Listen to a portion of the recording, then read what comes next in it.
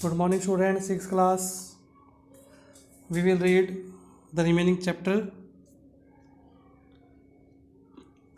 अगला है mainframe computer. Mainframe computer और large sized computer, multi user computers that can support multi programming. मतलब mainframe computer जो होता है वो काफ़ी बड़ा कंप्यूटर होता है, साइज में पावरफुल बहुत होता है और इसमें एक साथ बहुत सारे यूजर काम कर सकते हैं और ये मल्टी प्रोग्रामिंग को सपोर्ट करता है.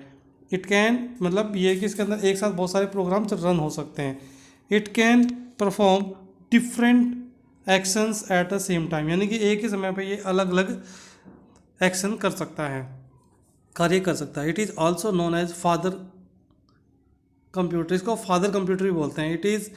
It has faster processing and greater storage, यानी कि इसके अंदर जो प्रोसेसिंग होती है वो काफ़ी ज़्यादा होती है और स्टोरेज भी बहुत ज़्यादा होती है.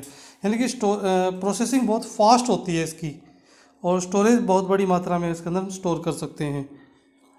लार्ज ऑर्गेनाइजेशंस में use a mainframe computer to execute large scale computer process such as processing the organisations payroll. यानी कि ये कहता है कि जो बड़ी बड़ी कंपनीज होती हैं वो इसमें बड़े डाटा को प्रोसेस करने के लिए यूज़ करती हैं जो ज़्यादा अमाउंट में डाटा होता है. तो मेन फ्रेम कंप्यूटर वो होता है जो काफ़ी बड़ा होता है साइज में और पावरफुल ज़्यादा होता है. ये मल्टी प्रोग्रामिंग को सपोर्ट करता है और एक साथ एक ही समय पे कई एक्शन कर सकता है परफॉर्म. उसके बाद इसको कंप्यूटर फादर भी कहते हैं और इसकी जो प्रोसेसिंग होती है वो बहुत ज़्यादा होती है और स्टोरेज भी बहुत ज़्यादा होती है. यानी कि प्रोसेसिंग की स्पीड हाई होती है और स्टोरेज काफ़ी मात्रा में कर सकता है. Large organisations may use a mainframe computer to execute large scale processing such as processing the organization's payroll. जैसे कि किसी भी कंपनी के पेरोल सिस्टम को एग्जीक्यूट कराने के लिए ये सिस्टम यूज़ होता है. Mini computer. A mini computer is a type of computer that process most of the features and capability of a large computer but it smaller in physical size. कहता है mini computer ऐसा होता है जो physical तो size में छोटा होता है लेकिन इसके अंदर जो फीचर होता है वो हर बड़े जितना भी जो भी बड़े कंप्यूटर होते हैं, सुपर कंप्यूटर समझ लो या कैसे भी, उसके जैसे सारे काम परफॉर्म कर सकता है लेकिन साइज में छोटा होता है फिजिकल साइज में. अब mini computer fills the space between the mainframe and micro computer. जो मिनी कंप्यूटर होता है वो माइक्रो कंप्यूटर और मिनी कंप्यूटर दोनों के बीच का होता है. Micro computer and mainframe computer के बीच का होता है. They are more powerful and useful as compare to micro computer. यानी कि वो माइक्रो कंप्यूटर से कहीं ज़्यादा यूजफुल होते हैं. अ मिनी कंप्यूटर में also be called a mid range computer.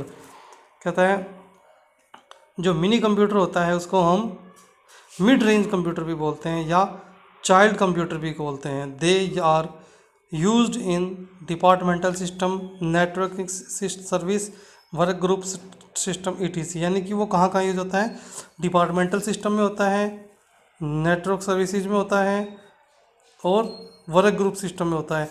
यानी कि मिनी कंप्यूटर ऐसा कंप्यूटर होता है जिसके अंदर एक बड़े कंप्यूटर के सारे गुण होते हैं और लेकिन वो साइज में छोटा होता है. और जो ये कंप्यूटर होता है मिनी कंप्यूटर, ये माइक्रो कंप्यूटर और मेन फ्रेम कंप्यूटर के बीच का कंप्यूटर होता है और बहुत ज़्यादा पावरफुल होता है माइक्रो कंप्यूटर की बजाय. इसमें मिनी कंप्यूटर में आल्सो भी कॉल्ड, और उसको मिड रेंज कंप्यूटर भी बोला जाता है या चाइल्ड कंप्यूटर भी बोला जाता है. इसके अंदर इसको हम कहाँ यूज़ कर सकते हैं? डिपार्टमेंटल सिस्टम में यूज़ कर सकते हैं, नेटवर्क सर्विसेज में यूज़ कर सकते हैं और वर्क ग्रुप में यूज़ कर सकते हैं. यानी कि main frame computer and mini computer ये सारे कंप्यूटर के टाइप्स ही होते हैं. इसमें जितने भी होते हैं सारे टाइप्स होते हैं कंप्यूटर के. हर कैटेगराइज किया गया हर कंप्यूटर को, भाई ये इस कैटेगरी का आएगा, ये कंप्यूटर इस कैटेगरी का है, इसका प्रोसेसर ऐसा है तो इसको ये मल्टी प्रोग्रामिंग हो गया. मतलब ये सारे कैटेगराइज किया हुआ है साइंटिस्ट ने इसको. आगे हम माइक्रो कंप्यूटर. अब माइक्रो कंप्यूटर क्या होता है ये देखते हैं हम. A micro computer is complete computer on a smaller scale. यानी कि माइक्रो कंप्यूटर जो है एक छोटे पैमाने पे या छोटे स्केल पर एक कंप्लीट कंप्यूटर होता है ये. and or is generally a synonym for the more common term। मतलब कि ये कॉमन टर्म है, ये सिनोनिम है, मतलब एक जैसे लगते हैं ये। और जनरली जो है माइक्रो कंप्यूटर बहुत छोटे होते हैं। इसको जैसे पीसी है हमारा, a computer design for an individual, यानी कि जैसे हमारा पीसी होता है पर्सनल कंप्यूटर या डेस्कटॉप कंप्यूटर बोलते हैं इसको, ये क्या होता है, ये सिर्फ सिंगल यूजर के लिए होता है हमारे, ठीक है। तो अब माइक्रो कंप्यूटर कंटेन्स है माइक्रो प्रोसेसर। अब माइक्रो कंप्यूटर को माइक्रो को क्यों कहा जाता है, क्योंकि ये माइक्रो प्रोसेसर यानी कि डिवाइस होता है, चिप होती है जो प्रोसेसिंग करने के काम आती है, वो बहुत छोटी होती है इसके अंदर, तो इसलिए इसको माइक्रो प्रोसेसर बोलते हैं।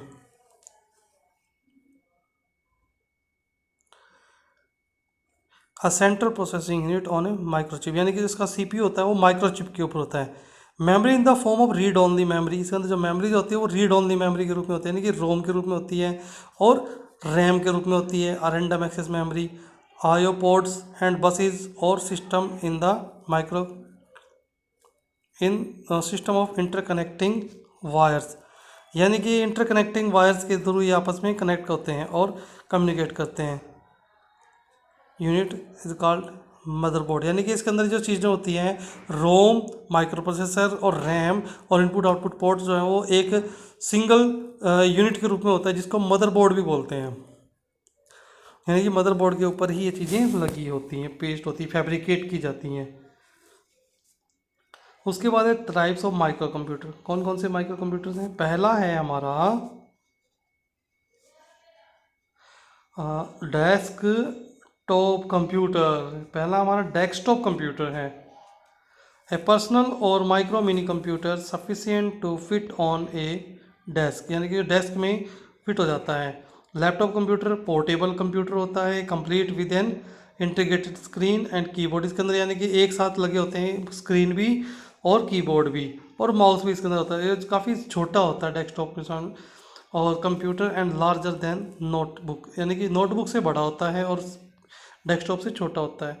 Palm top computer diary, notebook और पीडीए, हैंड साइज कंप्यूटर होता है, ये हाथ में आ जाता है हमारे।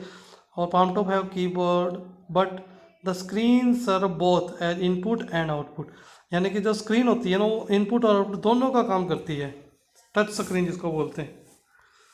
और उसके बाद है वर्क स्टेशन।